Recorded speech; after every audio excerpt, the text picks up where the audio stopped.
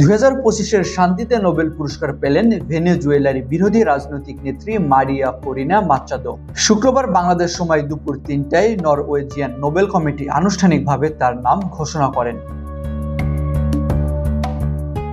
Nobel committee এক বিবৃতিতে জানায়, ভেনেজুয়েলার জনগণের গণতান্ত্রিক অধিকার প্রতিষ্ঠায় তার সাহসী ও নিরলস প্রচেষ্টার স্বীকৃতি হিসাবে এই পুরস্কার দেওয়া হয়েছে। কমিটি আরও বলছে, 2025 সালের শান্তি পুরস্কার যাচ্ছে এক সাহসী ও নিবেদিত প্রাণ নেত্রীর কাছে। তিনি এমন এক নারী যিনি ক্রমবর্ধমান দমন পীড়নের মধ্যেও গণতন্ত্রের শিখা জ্বালিয়ে রেখেছেন। মারিয়া করিনা মাচাদো ভেনেজুয়েলার ডেমোক্রেটিক ফোর্সেস নামক বিরোধী জোটের অন্যতম প্রধান নেতা। স্বৈরাচার বিরোধী অবস্থান ও দীর্ঘদিনের আন্দোলনের জন্য তিনি ল্যাতিন আমেরিকায় গণতান্ত্রিক সংগ্রামের প্রতীক হয়ে উঠেছেন। এবছর শান্তিতে নোবেল পুরস্কারের জন্য মনোনয়ন পেয়েছিলেন 338 জন। এর মধ্যে 244 জন ব্যক্তি এবং 94টি প্রতিষ্ঠান বা সংগঠন।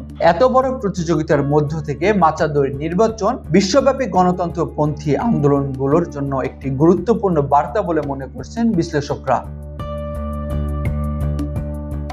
ভেনেজুয়েলার দীর্ঘদিন ধরে বিরোধী কণ্ঠ দমন করে আসছে ক্ষমতাসীন সরকার। সেই প্রেক্ষাপটে মাচাদো নানা ধরনের হুমকি, গ্রেফতার ও নিষেধাজ্ঞার মুখেও গণতন্ত্র প্রতিষ্ঠার লড়াই চালিয়ে গেছেন। আর তার নোবেল জয় লাতিন আমেরিকায় নারী রাজনৈতিক নেতৃত্ব, মানবাধিকার ও স্বাধীনতার প্রতীক হয়ে উঠেছে।